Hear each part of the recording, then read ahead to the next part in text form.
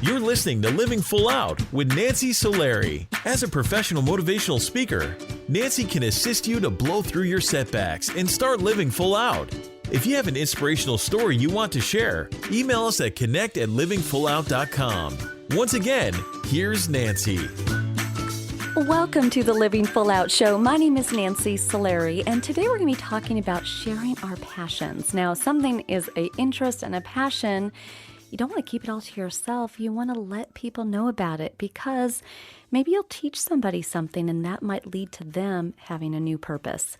It's kind of a domino effect, and we're going to talk more about it as we journey along throughout the show. And our inspirational guest coming up in our next segment, George Kourounis. He is a storm chaser, so he has definitely had his dose of adventures, but he has dedicated his life through National Geographic and other means to share his passion of all these crazy wild adventures that not everybody gets to do. He does them, and he wants you to see them. Now, it's really important as we journey through today's show. If you have any questions at all, just feel free to reach out to us at connect@livingfullout.com. Also, we really strive to bring inspirational guests to every one of our shows that we feel educate and inspire. And if you know someone, or maybe you have a story that would be great to share, reach out to us at connect@livingfullout.com and definitely let us know what you went through, how you got through it, what you learned, and of course, your contact info. And of course, you can go and listen to us through the App Store at Living Full Out, the show, find that. And then, of course, livingfullout.com, you can access it that way as well. So I'm getting word from our producer that we do have a listener on the line. Let's go say hello to them. Hello, welcome to the Living Full Out show. Hi, thanks for having me. This is Richard. Hi, Richard. Thank you for calling. How can I help you today? Yeah, I've got kind of a difficult family situation, and I hope you can give me some guidance on. Mm-hmm. So I've got a fairly long and difficult family issue that I fear may be heading towards a crisis. So to give you a little background, I have 4 sisters. I'm the second youngest, and growing up, I was very close to my younger sister. But we grew apart over time. But about 18 years ago, she cut off all contact with our family. Really no explanation, and just basically went dark. So over that time, my parents, who were both alive, attempted to reconcile, but with no response. And my father died about 13 years ago. And that really was a heartbreaker for me. Now, my mom is now 93. I'm concerned that she won't be able to reconcile with my sister before she passes on. My mom says she's at peace with this. She tried to reconcile about 5 years ago, but became physically sick at the thought of it, so couldn't do it. So my question really is, even though I've put this behind me, should I intervene here and try to facilitate a reconciliation? I know my dad passed, and he was really heartbroken over it. I don't want to see my mom do that, but I'm also concerned that I don't want to disturb the peace that she says she has. So I'm not sure what to do here, but it's been really eating at me. Well, you're a good son to think of all these different scenarios, and there's several things to consider. Number one, I think you have to respect where your mom's at and ask her a couple of different ways. You probably already have. And if her answer is always the same, it is very possible that she is truly at a peaceful place. Everyone I know who has gone to be 90 and above, they have a certain peace about them. They don't get rattled, right? They maybe it's because they know that they're at the end of their life, but they're really about just keeping the peace, keeping things calm. They don't want any more heartbreak. And in your case, your mom's case, she's had 93 years of living. Not that it's all been heartbreak, but that's a lot of twists and turns. You might ask her, and if she has kind of wavered if it's been a no every time, then you might honor that.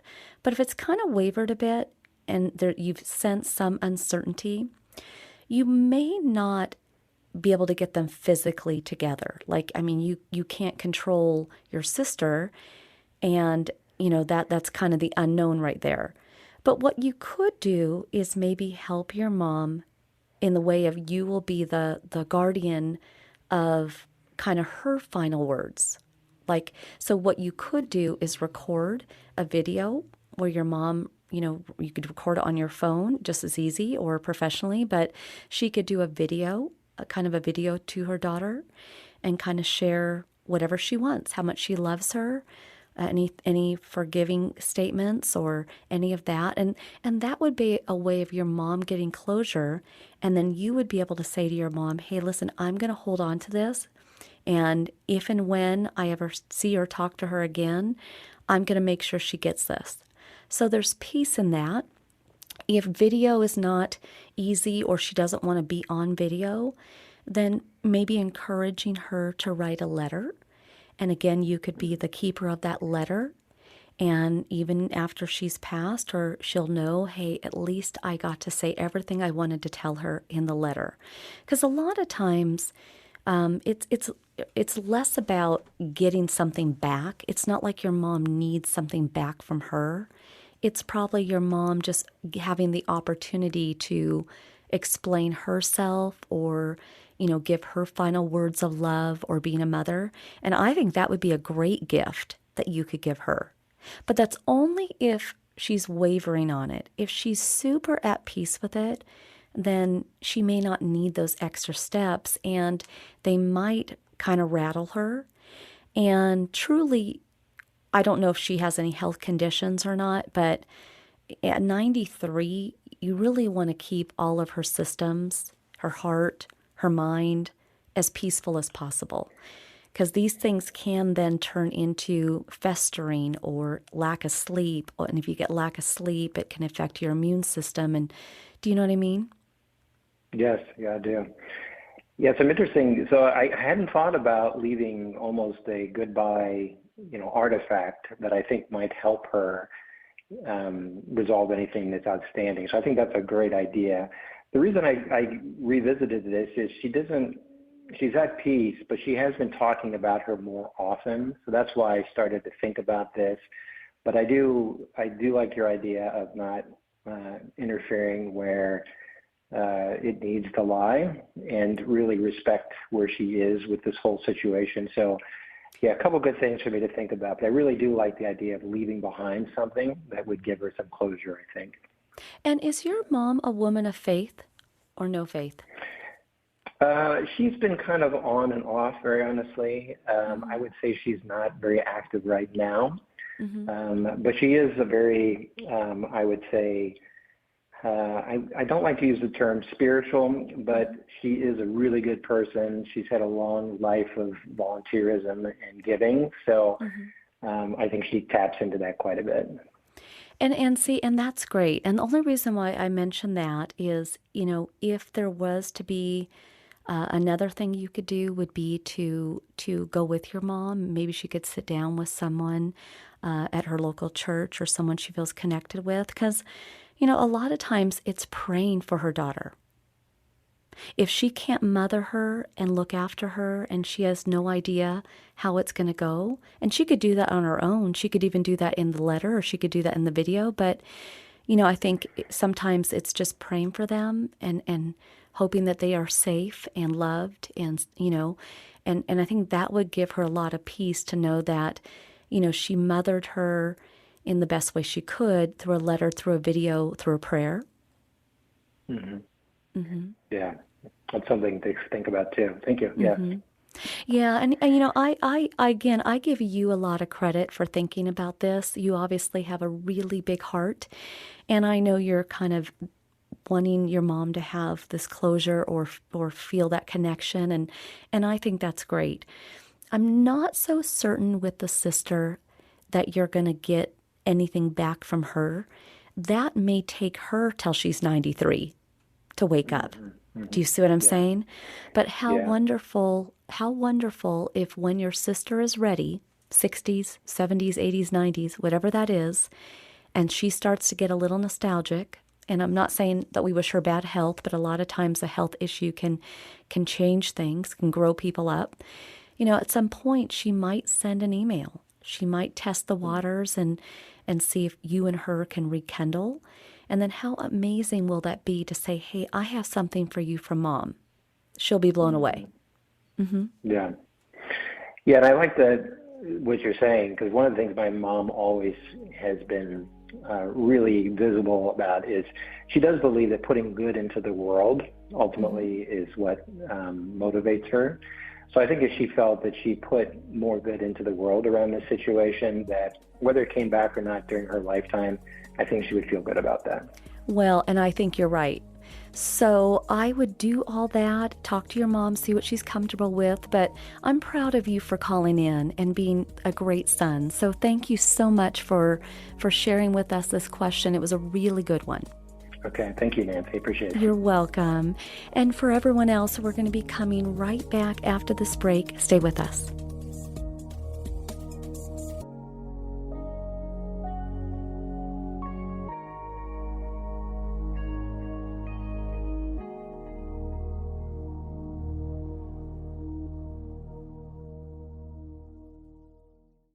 Life looks a little different.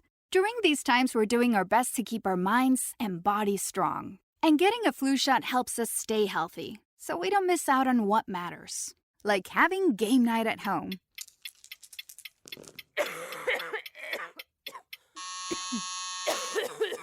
Yeah, can't do that while sick with the flu. Now imagine family movie night that your daughter can't live without. Well, that's ruined. And don't forget your uncle's socially distanced cookout.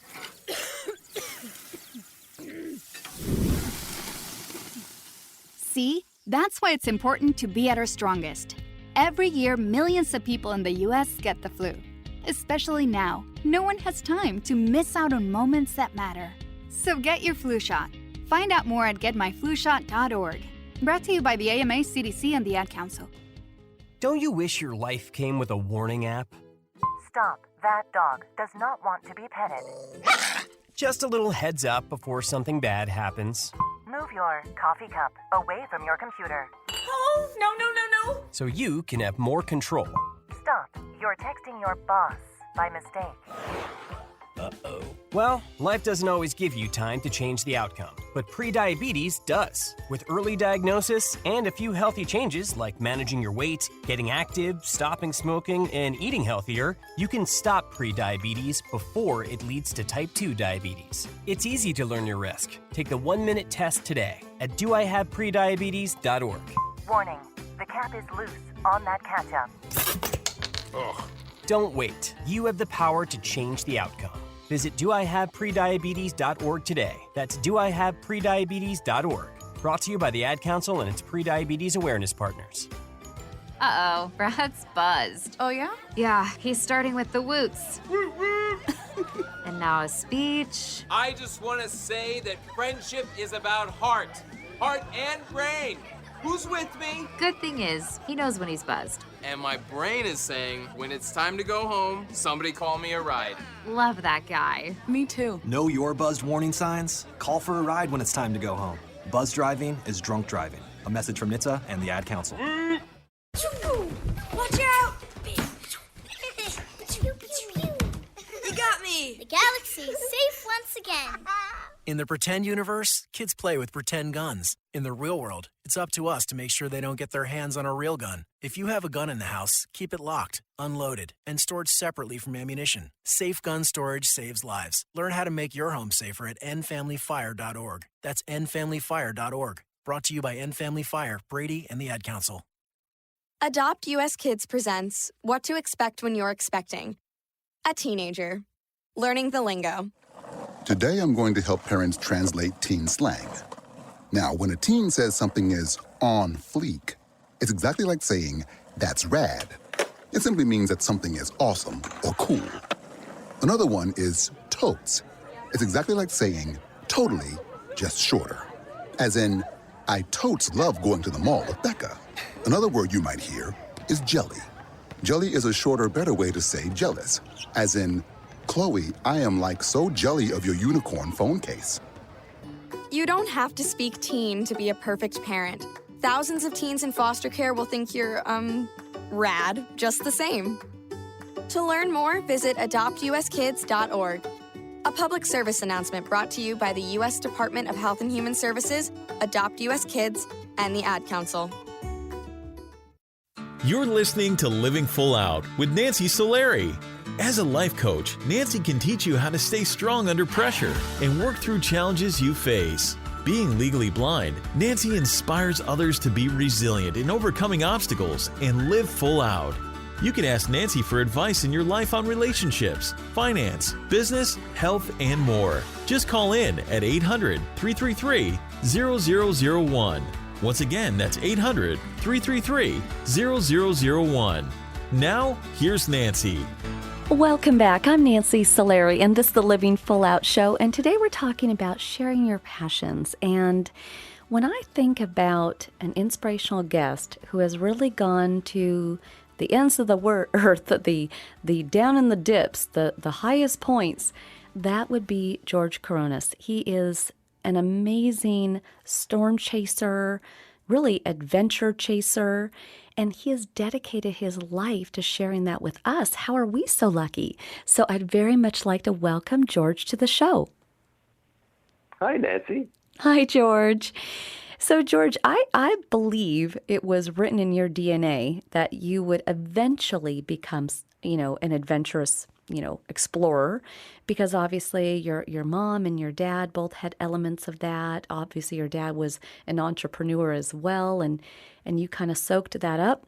But the awkward teenage years, right? You really had some bumps and bruises, kind of shy, kind of introverted. A little picky with the food, apparently, right? But, you had a game-changing year at 14. What happened for you? Yeah, well, I think everyone has a rocky period in their teenager years. That's sort of what defined that period of our life. And for me, I sort of, prior to the age of 14, I was very shy, very reserved. And at that age, it was actually two things that happened to me that really changed the trajectory of my life and my career. Number one was that I started to play music. I've been a bass player since the age of 14. I still play today. I'm surrounded by musical instruments right now. And even though that's not related to being a professional explorer, which is my career choice, it opened up my world to this creative outlet, to being on stage, to ditching the fear of stage fright and things like that. So that was really important to me. And also, that was the same year that I got rid of my Coke bottle glasses and started wearing contact lenses. And this was back in 1984, so pretty primitive contact lenses by today's standards. But nevertheless, it really empowered me with this sense of confidence that really helped. So it's funny, they're two small things, and here I am so many decades later looking back, but they were two very minor changes that ended up having tremendous consequences over time. But, I love that you talk about those little changes, but yet they made you bolder and more empowered. And I know for you, you've kind of tested the waters as a youngster. You did everything from, riding your bike in a hailstorm. You used to love thunderstorms, jumping off rocks into water. And even in marrying your wife. I mean, most marriages, are scary, on day one by themselves, the big commitment. But you actually got married where? Well, on the crater's edge of an exploding volcano, if you can believe that. It's 100% true. At the time, I was hosting a television program called Angry Planet. And one of the episodes, we were going to film on this volcano in the South Pacific in the nation of Vanuatu. And there's a volcano there called Yasser on the island of Tanna. And it's been exploding violently every 5 minutes for the past 800 years. And we thought that would be a great place to not only film this TV show, but to also have my wedding ceremony. So when I proposed to my wife, I told her that, first I asked her to marry me, of course. And then I said, well, what do you think about getting married on a beautiful tropical island? And she, of course, loved that idea. And then I sort of slipped in at the end, how about on the crater's edge of an exploding volcano? And she jumped at that immediately, surprisingly. And 6 months later, there we were in the South Pacific. We had local Ni Vanuatu folks performing the ceremony in custom traditional dress. I had my tuxedo. She had her wedding dress on. And literally behind us, every few minutes, the volcano would explode and throw these chunks of lava hundreds of yards through the air. There would be these shock waves traveling through the air. And as we cracked the champagne bottle at the end of our wedding ceremony to have a toast, the volcano erupted simultaneously in the background. So you really, wow. It was beautiful. It was dramatic, and it was certainly a day that we'll never forget. Well, I imagine, really good woman to say yes to all that. That is, pretty exciting. But I imagine you need a partner to be pretty understanding of your schedule because you can leave at just in a whim, right? Yeah, as literally a professional explorer who documents extreme forces of nature and natural disasters, they don't follow any kind of schedule. It's not a 9-to-5 thing for me. So sometimes I'm planning expeditions for 2 years. Sometimes I have to literally just pack up everything I need and be out the door in an hour.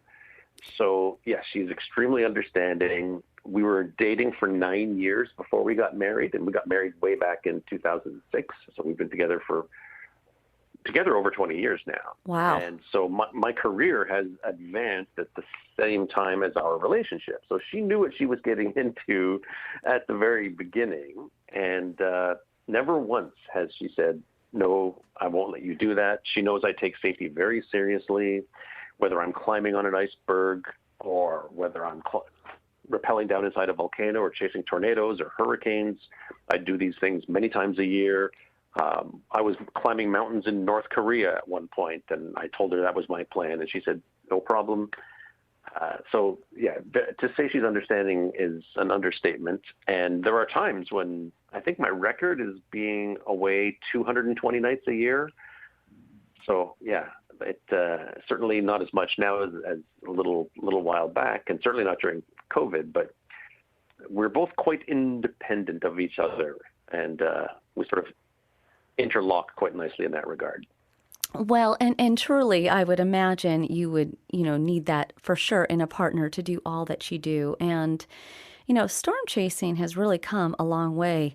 It used to be that there were just a few, and now there's really a bunch of you. Yeah. I started chasing my first storms back in 97 or 98 back then. And I saw my first tornado in 1998. And at the time, the community of storm chasers was very small. Everybody sort of knew everybody. And if you came across someone while you're out storm chasing in Oklahoma or Kansas somewhere, it was a big event. Hey, how's it going? Great to see you. We come across each other at a parking lot somewhere or a gas station, and it was a big deal. And then over the years, it's become more popular, partially because of TV shows like Storm Chasers and my show Angry Planet, plus the movie Twister and various other things, and the popularity of the internet. And it's getting easier to chase storms because the technology is better now to track storms. So essentially, George, there's a storm chaser on every block at this point. There's a lot of storms. But I want you to stay with us, George, because we have to take a quick break. But for everybody listening today, it is about sharing your passions. Just like George, clearly he's passionate about storm chasing. So stay with us. We will be right back. Today in school, I learned a lot. In chemistry, I learned that no one likes me. In English, I learned that I'm disgusting. And in physics, I learned that I'm a loser. Today in school, I learned that I'm ugly and useless. And in gym, I learned that I'm pathetic and a joke. In history, I learned that I'm trash. Today in school, I learned that I have no friends. In English, I learned that I make people sick. And at lunch, I learned that I sit on my own because I smell. In chemistry, I learned that no one likes me. In biology, I learned that I'm fat and stupid. And in math, I learned that I'm trash. The only thing I didn't learn in school today? The only thing I didn't learn today? The only thing I didn't learn? Is why no one ever helps. Kids witness bullying every day. They want to help, but they don't know how. Teach them how to stop bullying and be more than a bystander at stopbullying.gov. A message from the Ad Council. I'm Nancy Solari, certified life and business coach. I want to invite you to the Personal Development Boot Camp. During the boot camp, we're going to be looking at taking those insecurities that you have and getting rid of them. We're also going to look at ways in which you can thrive and live a life full of purpose. Go to livingfullout.com/bootcamp, livingfullout.com/bootcamp to sign up. I believe in you, and here's to you living your life full out.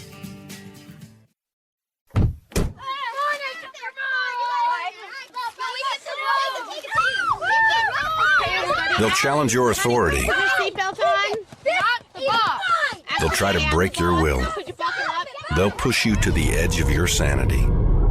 Because that's what kids do. But this car is your territory, not theirs. Defend it. Who makes the payments? Who cleans it? Who drives it? You do. That's who. And in here, your word is law. So when you say you won't move until everyone's buckled up, you won't budge an inch. Until you hear that click. Never give up until they buckle up. A message from the National Highway Traffic Safety Administration and the Ad Council.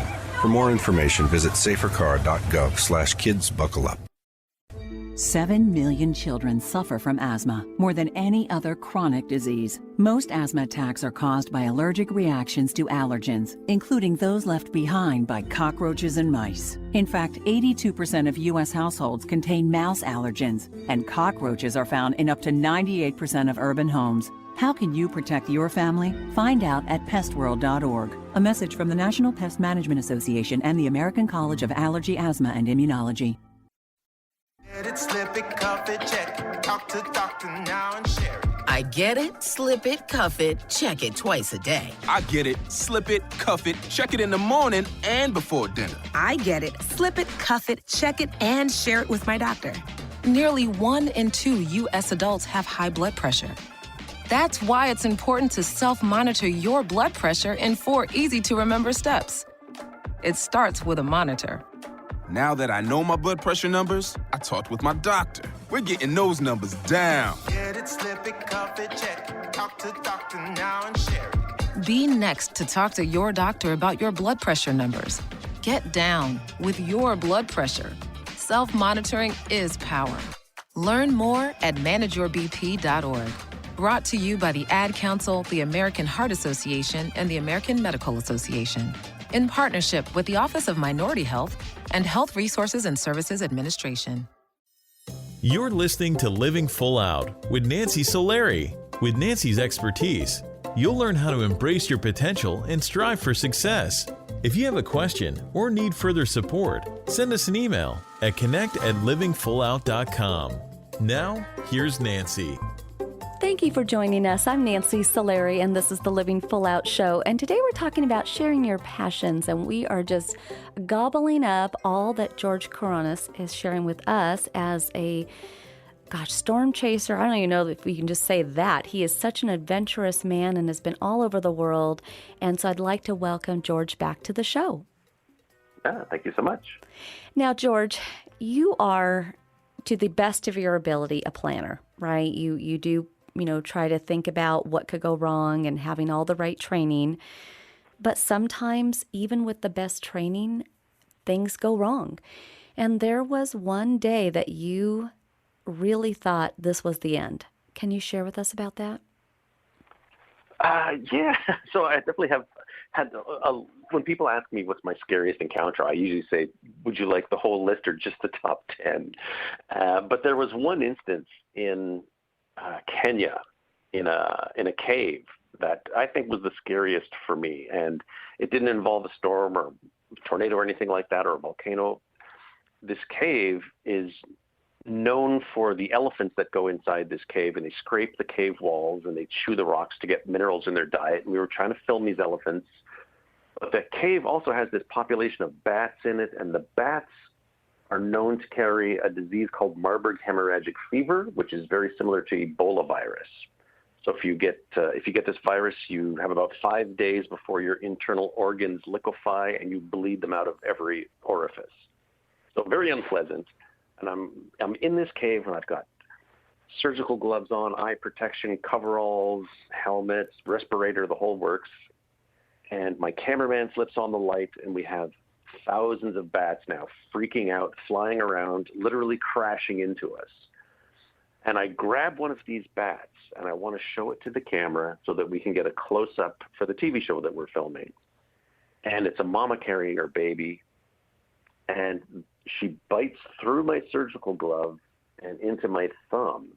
And in that millisecond, I realized, oh, crap. Did I just catch this virus? Do I have 5 days left to live? Am I the walking dead, basically? And if I'm chasing a tornado, yes, it can be very scary, but it's usually for a few minutes. If I'm in a hurricane, the fear lasts a few hours. This was almost an entire week of not knowing if my insides were turning to jello. And so that was terrifying. That's Wow. one of the experiences I've been through that I have no desire to relive. That is really scary. I don't like bats myself, and now you've made me hungry thinking about Jell-O. But no, that is honestly, that is why I treasure that you are the one that goes into those caves, that you come out with these moments, because none of us would ever see those. And I know you kind of have your sights set on your whatever you want to call it, white whale. What is the one that you want to do the most? Oh, geez. Well, we're talking about passion, and I'm dedicated my life to seeing these amazing forces of nature and then sharing what I've seen with as many people as possible to get them interested in science and nature and conservation. And of all the places I've been, 80 countries or more actually, there's a volcano in Antarctica that on an island off the coast of Antarctica that I haven't been to. It's only been climbed once, and no one has ever gone down inside the crater of this volcano. And it's squarely in my sights, but it's very difficult to get to. It requires a very expensive expedition with a lot of backing and a lot of technical issues to go with it and things like that. So I don't know when that's going to happen, but that's the one big expedition that I keep envisioning in my mind. Well, we'll hold the space that it works out. And then because you've been on so many, what is the one that to this day you're like, I still can't believe I did it and it worked out? Well, one of the expeditions I'm best known for is a place called Darvaza in Turkmenistan. Hop on your favorite search engine right now and just type in the word Darvaza. It's a pit of fire that's about 100 feet deep and 230 feet across. And I was leading an expedition for National Geographic to go there and study any microbes that might be living at the bottom of this crater. And it was extremely difficult from a red tape point of view. Working in the country of Turkmenistan it's like working in North Korea. It's a closed regime. We had a TV crew with us. They don't like TV crews from other countries coming in very much. And the idea was to stretch these fire-resistant ropes across this flaming pit. And then I would go out on pulleys and then rappel down into this pit of fire, gather soil samples, and then we would have those DNA analyzed back in the United States. And so being able to do that it took 2 years of my life, just nonstop pretty much, just trying to plan and organize and make this all work. And all of that planning and preparation, we spent 2 weeks in the country, and I only had 17 minutes worth of time at the bottom of this crater. So imagine concentrating on something for 2 years for it to only last 17 minutes. But It was extremely successful. We were able to find these bacteria living in this hot, methane-rich environment, which could give us clues as to where we might want to look for life on other planets.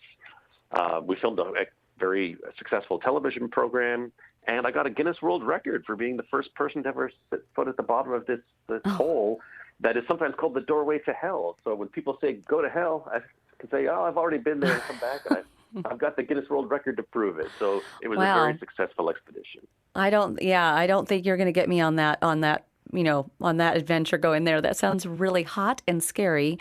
And, I want to be sensitive to explorers that don't make it, because there are a lot of geniuses, who go and they test the waters, and they literally, or they, climb a mountain and it doesn't work out. And you thankfully have always come back to us. But what is your relationship around like death, and knowing that with any step, it could be your last, literally? Yes, well, we had an experience recently, of course, where the Titan submarine imploded on its way to the Titanic. And aboard that submarine were two members of the Explorers Club. And I spent years as the Canadian chairman of that club. So it's a close-knit community, and we all understand the inherent dangers of exploration. If you want no danger, sit at home on your couch and do nothing. But if you want to have some juice, some fresh squeezed juice in your life, then you got to get out there and do some interesting things. And for me, I've seen so much. I've been so many places. I'm in my 50s now. I feel like I've lived 5 lifetimes, and I totally understand that I'm going to perish at some point, but I would much rather have it happen on an expedition, whether a rock hits me in the head or get struck by lightning or fall into a volcano. I would much rather that than be tortured for years by Alzheimer's or cancer. And so if it were to happen while I'm out in the field, then I'm 100% okay with that. Mm-hmm. Well, it sounds like you've kind of made your future peace whenever that, if ever, that should happen. And, we just will continue to keep you, in our positive thoughts, because it is scary. And as you know, and many of our audience, I'm legally blind myself. And to navigate my world, I rely on my other senses, what I hear, what I taste, what I smell. And you're kind of coming up against your own need to make some changes with regards to your hearing. What's going on there, and what is your future plan? Yeah, well, my eyesight has never been very good. I've been wearing glasses since I was 3 years old, and I'm getting to the point now where my father is almost completely stone deaf, and apparently it's happening to me. So I anticipate needing hearing aids at some point in the very near future, because it turns out that at least to me, the world is made up of mumble talkers, and I'm starting to understand that maybe it's me and not everyone else around me. And so when you work in media like I do, documenting, photographing, making videos of these amazing places where you have to be safe all the time, having the acuity of your senses as much as possible is extremely important. It's life or death, like we were talking about a moment ago. And so I've made peace with my own death, but I struggle with the curtailing of your senses that happens as you get older. And it's just something that I'm begrudgingly having to deal with. I now have to wear contact lenses and reading glasses along with. So you just have to, as humans, sometimes we need some supplementation as we get a bit older. Yeah, no, I do get that. And truly, honestly, as we round out today's interview, it's just always so nice to have you on the show. But not all of us are going to go on to chase storms and do all these adventures you've done. And you do try to give us a glimpse of that in your shows. But for those of us who may encounter an earthquake, a tornado, have to weather a hurricane, on the very simple nature of it all, what should we know about these storms, these events, to be more ready? Well, I would say the first thing you should do is understand what threats are for your geographic area. If you live in California, it's all about earthquakes and wildfires. If you live in Kansas, it's all about tornadoes. If you live in Florida, it's about hurricanes. So understand, and there are great government resources out there, how to prepare for these types of disasters, what supplies to have on board, where to get your warnings, and to have a plan in place before any of these things come knocking on your front door is more important than anything that happens after it already hits. So preparation is always the key, and know what things you may encounter. And when you travel as well, if you're going to a part of the world, it's it's good to have an understanding of what hazards you may encounter when you are on vacation as well. So keep that in mind. If you're going to the Caribbean in September, that's the height of hurricane season.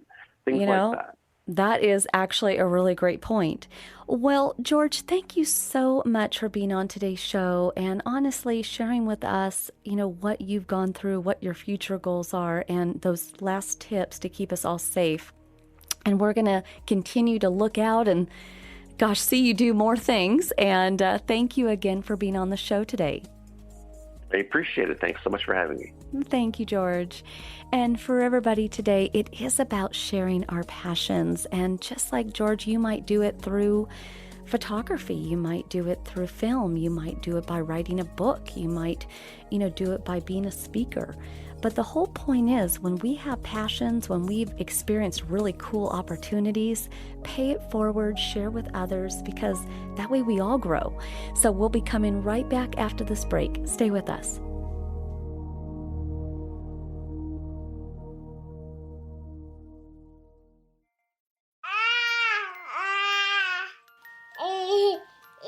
To some people, the sound of a baby babbling doesn't mean much. But that's not necessarily true. By 6 months, they're combining vowels and consonants. By 9 months, they're trying out different kinds of sounds. And by 12 months, their babbling is beginning to take on some meaning. Especially if there's no babbling at all. Little to no babbling by 12 months or later is just one of the possible signs of autism in children. Early screening and intervention can make a lifetime of difference and unlock a world of possibilities. Take the first step at autismspeaks.org. A public service announcement brought to you by Autism Speaks and the Ad Council. Most of us like to be out in the sun. That's why sunscreen and other safety measures are key to protecting your skin from aging and cancer. The FDA recommends using a sunscreen with a sun protection factor, or SPF, of 15 or higher. Also, look for broad spectrum on the label. That means both harmful ultraviolet A and B rays are blocked. UVA rays age the skin, UVB rays burn, and both cause cancer. But the perfect sunscreen doesn't count if you use it wrong. Don't need sunscreen on a cloudy day? Wrong. 80% of UV rays still get through the haze. Only use sunscreen at the beach? Nope. Anytime you're outside, UV rays attack the skin, so you need protection.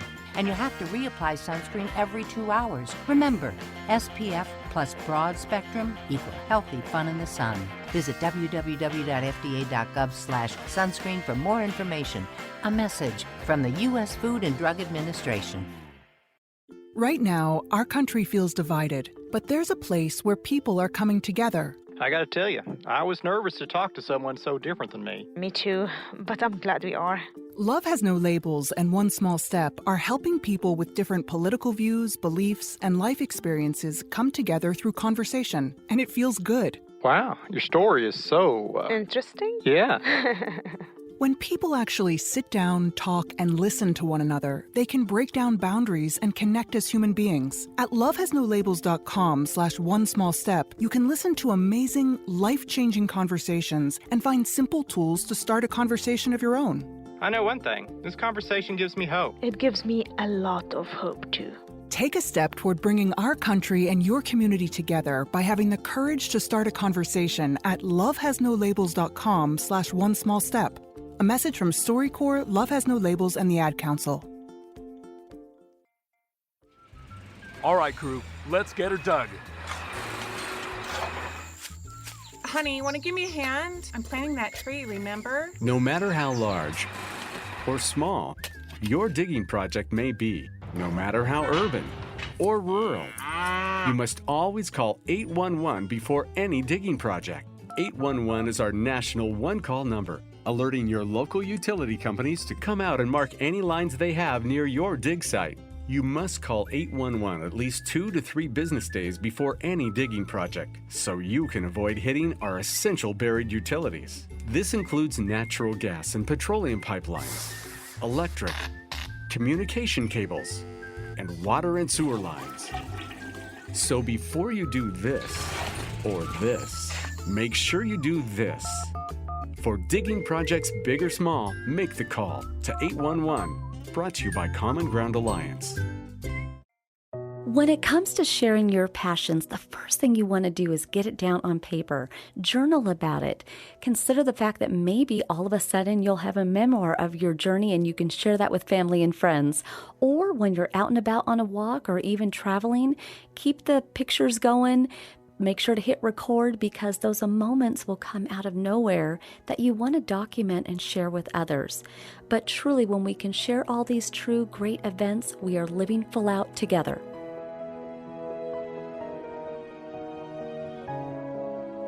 You're listening to Living Full Out with Nancy Solari. As a professional motivational speaker, Nancy can assist you to blow through your setbacks and start living full out. If you have an inspirational story you want to share, email us at connect@livingfullout.com.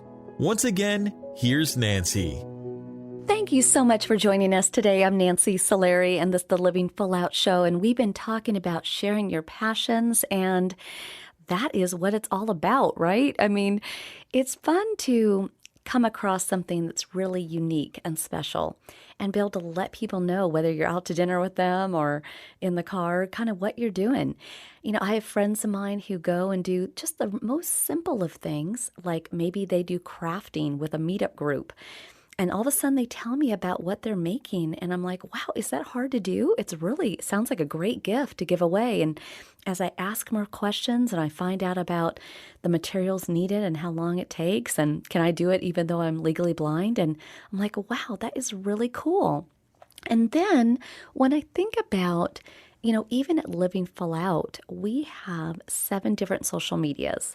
And on our Pinterest page, we love sharing. We have an empowering stories board where we're constantly sharing stories of adversities and tenacity and drive. You know, pretty much the inspirational guests we have on the show, we share their stories there. We also have personal gift ideas, all homemade gifts that you can make. We actually just did a really fun pin the other day on how to make homemade ice cream without the ice cream maker, because not everybody has one. Believe it or not, you can make your own ice cream. Really exciting, especially fun for the summer and the kids. But we do all that and we come up with these really tangible to-dos so that everybody can kind of grow and grow their abilities to do things.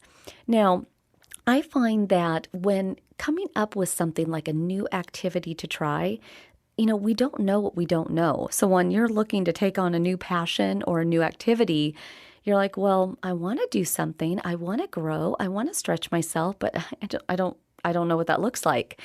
Well, a couple choices. Number one, most cities have a site called meetup.com. I talk about it quite a bit on the show when people want to meet new friends or kind of get out there and socialize more.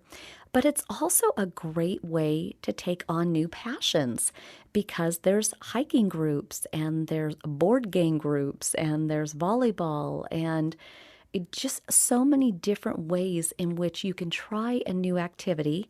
Hey, it's all about showing up. You might love it, and if you don't, hey, you've just spent a little bit of time learning something new. You don't have to go a second time. The other thing is utilizing social media. Again, YouTube is so great. I mean, I binge watch YouTube all the time, and I'm constantly finding really cool things that people can do. And I actually, for myself, I will study other visually impaired and blind people, and I will find things that they're doing, and I'm like, how did they do that? I want to try that. Again, rather than being limited and kind of in a box of, well, I don't think I can really do that, or not even knowing about it, by watching other blind or visually impaired people get out there and live full out and thrive, it makes me want to grow and even be more, tenacious. And then, of course, asking around family and friends, rather than going to your next happy hour or whatever the next birthday party is, and having it be the say, hey, how's work going? Oh, how are you? How's the weather conversation.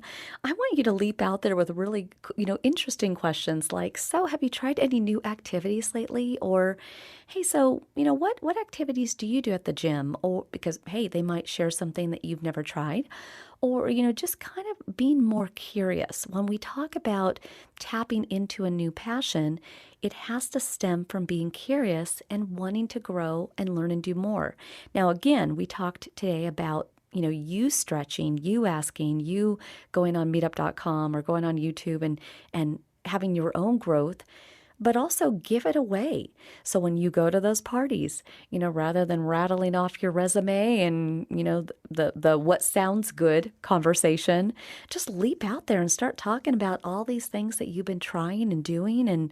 And I promise you, it's going to make you definitely a very interesting person.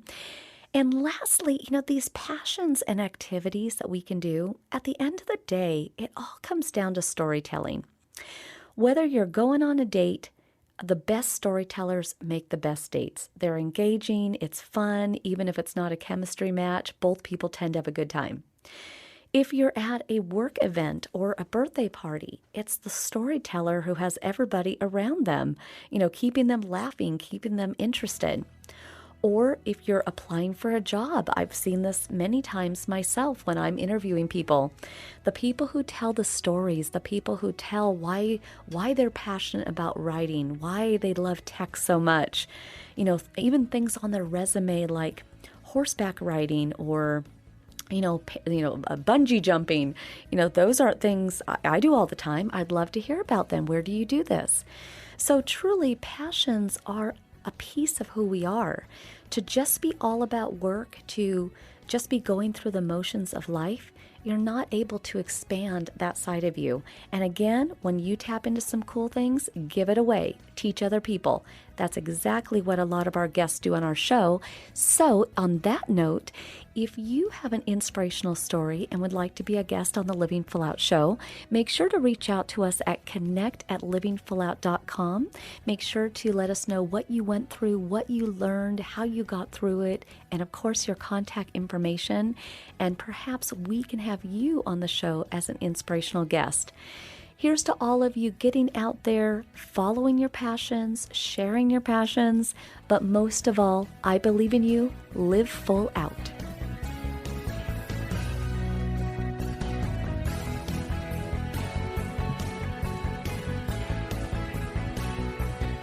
Thank you for listening to the Living Full Out Show with Nancy Solari.